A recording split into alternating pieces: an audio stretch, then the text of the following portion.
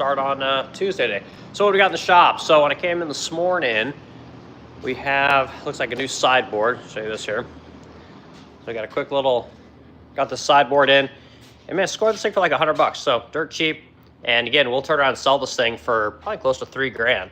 So you can add lots of value to pieces. And again, they don't need to be perfect, right? Because we fix up furniture anyway. So we'll add this to our inventory. And yeah, should make us some good money. People really like leggy sideboards, so we tend to sell a ton of the sideboards. I don't know who the manufacturer is on this one. Got a name in there. I don't know what that says. It says Lammerts, but I don't know exactly what manufacturer that is. But anyway, it's a nice looking piece, and probably pick up a few bones. You know, be a good one. So anyway, back in the sanding department, it's a little slow in here yesterday. So we got, of course, ton of inventory that we got to get working on. The hot items are actually this credenza. We need to get it sanded and going. I believe it's already late, if I'm not mistaken. Whoops, let me get my camera back placer.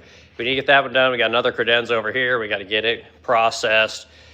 This one needs a little bit of work. So this is actually a finished piece, but we need to respray the doors so all the fronts and drawers come off.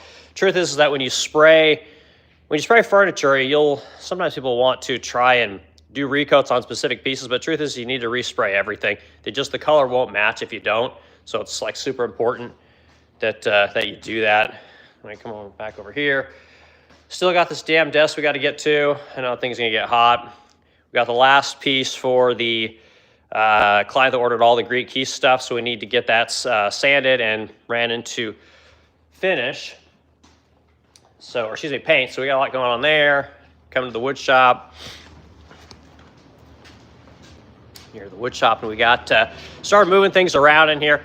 Now that we got more people in the shop, we need to kind of move things around. So brought all these trims in a couple weeks ago. Finally got a place to put them all. So we just ran this 10-foot table along here. Now we can stack all of our trims in here. This will help us to increase production with our faux bamboo lines. Did a video yesterday. So now we got a hinge boring machine, so we can now start boring our hinges a lot faster. Truth is I used to do it the old school way. I used to just pop in a hole and drill my 2 post holes, 8mm holes. And it took, I don't know, probably took me 2 or 3 minutes per hinge. Now I can do it, in 15 seconds and it's done, which is really nice. So adding that to our collection is going to be cool. So this tool is, yes, I CNC cut a lot of stuff, but we hand make so much furniture. It's just nice to have something that's set up. And again, this was dirt cheap. I want to say this was like $200 maybe. It wasn't that expensive. Like $200. Made a base, made a straight edge on here that we can kind of move if we need to. But it seems to work, freaking awesome. So turn this thing on. It cuts everything right away, which is fantastic. Really like that. So anyway, we got that going on. Looks like Armando got the drawer boxes put in our petite desk here. So we got those put in. I guess we'll do the fronts this morning. And then we need to get around to all the trims.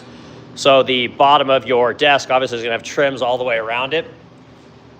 And so I cut the first piece for him yesterday to kind of show what I was looking for. Now he'll wrap that all the way around the pedestal. We'll do that for both of these. Then the back of this, we'll end up closing this out with 1/2" MDO.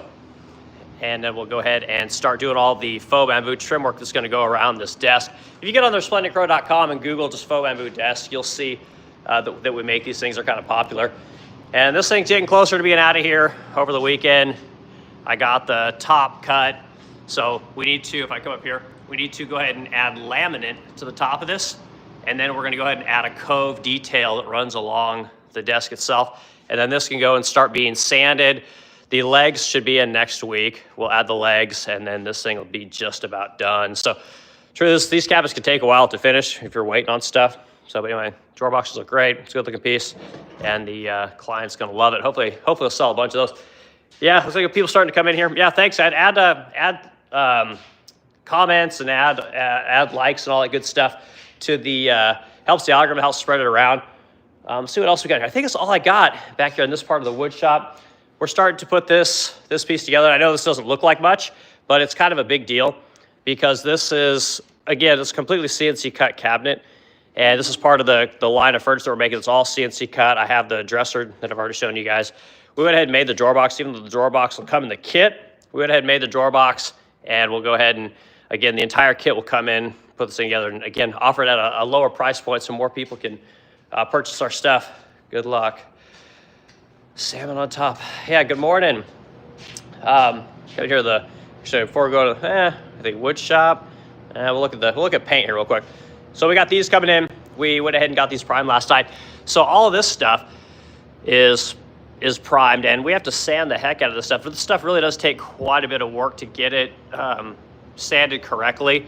If you don't sand it correctly, you end up with a lot of high spots, and it almost looks like, I don't know, like wrinkled paper if you don't get it sanded correctly. So the guys do a great job of sanding all this stuff, and again, makes our product look really nice. And we have this is a piece that came in a couple months ago. We finally got around to, but you could see everything that had to be reworked. The top had to be reworked, had massive cracking. We had the sides had to be reworked. Again, just remember we had massive vertical cracking along this thing. Reworked the foot. And again, all this lacquer is fine. So what they'll end up doing is they'll just end up sanding this lacquer. They'll scuff sand it and repaint it. Now that they already have the primer on here. So yeah, a lot of work goes into fixing pieces, but it's just part of the gig. You know, it's something that you have to do. And this is all masked off. This is all gold painted trim, like reeded little trim pieces. So anyway, it's a cool piece and a lot of work to do to it. And over here, we've got top of a china cabinet coming in. Again, more nice details. Guys do a great job sanding it, cleaning it all up. And actually, this china cabinet doesn't look like it took a ton of work, which is really nice. I don't see a lot of fillers of any kind. So again, I'm always telling people that if you want to get in the refinishing game, where you're painting furniture, you notice the finish is literally, we just knock the shine off. That's all we do. We knock it off with maybe a 220 or a 320. We just knock that off, and that's it. Because what happens, so we see right here is where they've actually burned through the existing finish, which is fine. It's not the end of the world. We're going to prime it anyway. But if you can avoid that, it minimizes the amount of work you have to do to a piece of furniture to get it to be ready for prime. So if you want to get in, you want to make money, obviously the less time you can spend sanding your stuff is going to be best. So anyway, that's what we got going on there. Got lots of pieces. With our first coat, I always show people the finish, right? You can still see a little bit of that grain. That means that's your first coat. So we'll get in, we'll block sand these, and then we'll hit them again for coat number 2. It'll look pretty dope when it's done. I don't know what we got going over here. This is just some more pieces of furniture. So okay, right near the wood shop, then we'll get to look and see what's in the we'll see what's in the drying room. The wood shop. So gluing up credenza in here. So we got the base framing panel, and I think I've showed you guys this before. This is the base framing panel. Whoops, sorry guys. The base framing panel here. There we go. Base framing panel is put in our credenza. So next thing we're gonna do is we'll make a top, but while we're waiting for that top to glue up, we have to put trim pieces all along here, and they'll wrap all the way around. Gives it another layer of detail, and this is part of our Athens Creek key collection. So a cool looking piece, but that's really all I got going on in here. I don't have a ton of stuff in the wood shop. So we're working on lance trim pieces today. So okay, so we'll go to the rest of the shop here. So over here, we're thin. So we worked through a bunch of stuff that I was showing you guys last week. So things we got to work on this week.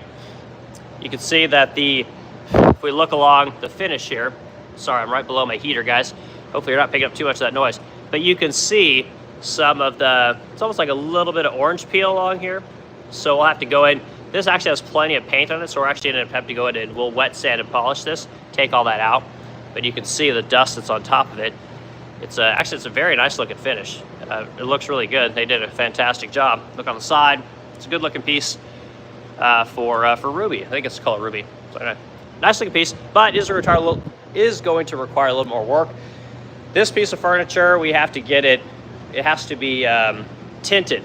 So what we'll end up doing here is we're going to end up scuff sanding the top of the finish here. We'll scuff sand it with probably 400, and then we're going to lay a coat of tinted clear over the entire cabinet to get the color that we want. It just needs to be maybe 2 shades darker for the client. So that's what we'll end up doing there. Nothing too complicated. We'll go in here to the drying room.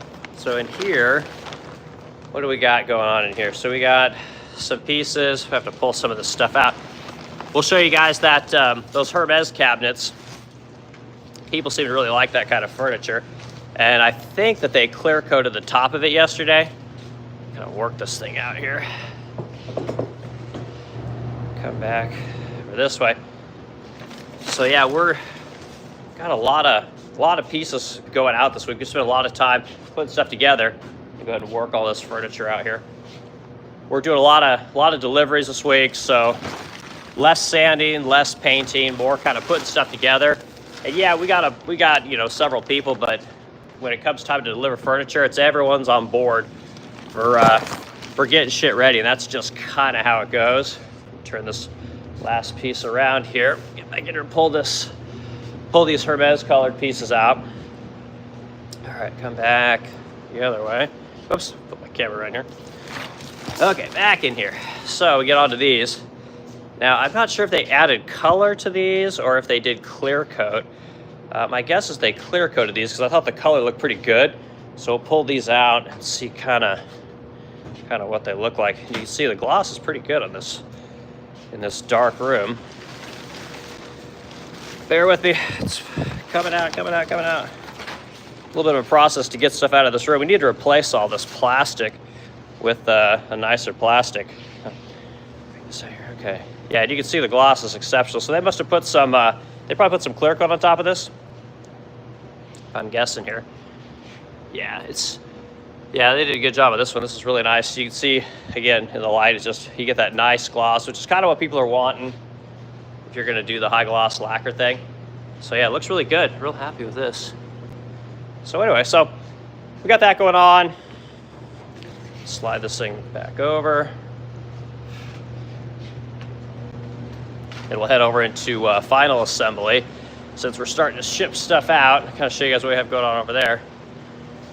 So final assembly. So the bread and butter cabinets are done. These are kind of my new like flagship cabinets. These are our Pagoda China cabinets. And I showed you guys these probably a couple weeks ago. We had a pair of them here. And this particular client wanted 2 for her living room. I also got more people in here. Let's see here. Wood Fantastic, watching from my work, making doors. Nice, man. What kind of doors are you making? So these, I'm curious, always curious what people are doing, what people do for a living. So many ways to make money in this world.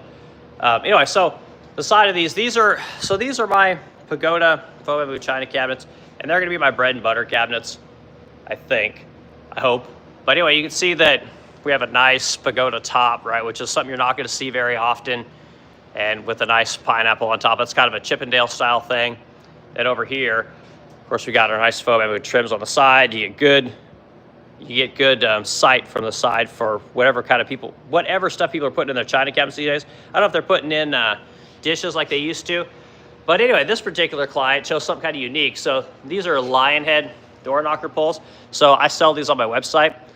We have these made in India, and the people that are following me, interior doors, huh? So Wood Fantastic, where are you at, man? What part of the world are you in? Are you here in the States? So you're making like interior, like 1 3/8 interior doors for houses, I'm assuming. But these door knockers, these things are, we sell these here. We make these in India. So truth is, these things cost about, I want to say they're about $12 to make in India, right? Solid brass, right? Unlacquered. And these things, we sell these on our website for about $175. So if you guys are listening to this, that's the kind of markup when you're doing hardware, especially solid brass hardware. And that's one of the things that we're fighting with here in America with making things overseas. It's a real problem. Too many people are making shit. Oh, Canada, nice. Nice, it's, man, beautiful country. I used to live in Oregon, and a lot of my family live in Seattle, and we'd go up to British Columbia, and it's just beautiful, beautiful part of the world. You know, I'd love to spend more time up in Canada. It's just the freaking mountains up there, and the waters are just insane. Anyway, yeah, the whole outsourcing thing here in America is kind of getting out of control. I mean, it's one thing if it's something that you know, it's part of your revenue stream, but people are making it their entire revenue streams. You know, people are they're coming up with ideas here in America, and then they're basically finding other companies you know, over in these cheaper labor places to make everything. And so no one's making things here in America anymore. So when you see something like this being made here in America, it's kind of a big deal. You know, people just start making this kind of stuff because dudes don't want to make it. You know, it's just, this isn't interesting to guys, but chicks love this stuff, right? So they're buying all my furniture, and we're one of the only people that make this kind of stuff, you know? So if you want to get into making money, man, sell furniture to women. It's you might not get rich, but it's not bad. So anyway, so this, I'll show you guys some defects, okay? So that I have a defect right there, see that? So we're gonna have to take this thing out, we're gonna have to fix it. We'll actually end up respraying the entire unit, the entire piece of trim, which kind of sucks, but it is what it is. And then I thought I saw another defect. There was one more defect on here. And this is part of painting furniture. Like it's gonna happen. Looks like my Steadicam died. So let me pull my Steadicam out of my camera out of my Steadicam here. There we go. Okay, so yeah, when you paint furniture, I mean, so the entire piece of fretwork here will have to come off. We'll fix our defect, and I can see another one up here. See that? It's a defect. So we'll have to fill that, and we'll have to respray the entire fretwork and reinstall it all. And that's just kind of how the paint game works. And anyway, but what I was saying before is that making things here in the States, or you know, if you're in Canada, I'm sure it's the same thing. Making things in your home country is kind of a big deal when you have expensive labor. You know, so you have to make a product that is super desirable to people with money. Unfortunately, you just can't sell to the lower class of commoners like myself. You just can't. We can't even afford our own furniture, which is kind of goofy in and of itself. But anyway, so we make these. I hope these are gonna be my flagship things. And the truth is, I have to get these things patented probably because people are starting to rip off furniture, and they get it made overseas in like Egypt. So we're probably gonna have to protect this one because it's so unique, being that no one makes it. But anyway, it's probably enough on that. Open up our doors here, kind of show you guys what we have going on inside this thing. So when you open it up, you get a little bit of color transition, right? So we got cherry drawer box in here, which is it's just a small drawer box with the Resplendent Crow tag. Close this on soft close slides. People like that stuff. Anyway, so it's a nice piece of furniture, and I'm hoping that it becomes a big seller for us. So here we've got, I think I showed you guys this the other day. This was upstairs. Now we finally got color on it. It's looking really good. This is some kind of an aqua color. I couldn't tell you what it is, but you get different kind of faux bamboo, you know, but real popular and just tons of storage. So this client's got to have paper. So what we have going on here, I'll show you guys another way that we make money. One of the other things we're able to do for our customers, because we paint things and there's so much color, people like to have color options. So flip over here. So you have these wallpapers, and people like to put these in the back of their china cabinets. So these papers are pretty pricey. This, I think, is a Schumacher one. So these things can be, you know, $400 or $500 a roll. They're very expensive. I'll take you over here and show you some of the bigger pieces that we have in some of our other china cabinets. Again, this kind of stuff, these mural types, real popular. Here's some more of that paper that I just showed you. So people seem to really like this stuff, and it's kind of popular. So anyway, it's kind of what we got going on in here. These are some custom nightstands for a local person. We had to put these toe caps on. These are solid brass toe caps that were made. You can see where we shaved down the foot. We're able to slide that thing on there. So now we'll go ahead and we'll silicone this in place, and then we can go ahead and get these things, get the drawers put in here and get these things out. But they turned out pretty good. They're nice. Nice looking pieces. Not much to them though. So last thing I'll show you is we finally got this secretary completed, which this thing ended up being a total cluster. This is called losing money right here. So this has been painted several times. We had some cracking issues on the door lid here. And the truth is that the color didn't match. When we resprayed this thing, color didn't match, and we didn't have the old color for the cabinet. So when some people might say, well, just go get the color matched. You can't, people aren't that good at matching color, because matching color is actually, it's kind of done by hand, or it's done by eye. And some people are just complete pros at it. Some, like Sherwin-Williams, I know they use a computer, but their computer doesn't work for lacquers, right? Especially high gloss lacquers. So getting a color to match is kind of done by eye. And we have a really good guy here named Casper in St. Louis. But again, it's just very difficult. So we'd have to respray the whole entire cabinet, which is a pain in the ass. And especially when you deal with these big sectors, there's so many parts, right? Like this door has fretwork, it has all these trim pieces, you know, so it could just be a real pain in the butt. When you take the lid out, you've got this mechanism, this assembly in here, which all comes out as one solid assembly. But again, it has to all come out. It has to be resprayed. You got to respray the inside, and it just ends up being a total pain in the butt. So sometimes that's how it goes, though, man. You can't win every time. But the end product is beautiful. The customer is super happy, and I think it's going to be a win-win. But anyway, that's just kind of how it goes sometimes. You're not always going to make money, and you just got to try and make money more than you lose money. So anyway, that's what we're going to go to the shop today. It's kind of, like I said, kind of light. I'll probably have more. I'll do a Thursday because, like I said, I'm not going to be here Friday. So that's kind of what's going on there. So looks like we had good comments, likes. If everyone added a like to the stream, I'd appreciate it.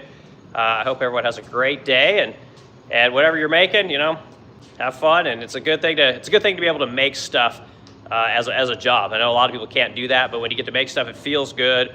It's good for your soul. And it's nice to be able to see that you can do something, right? And you can make something every day when you get out of work. You get to see what you did. You know, I think that's really important to people. So anyway, everyone have a great one, and we'll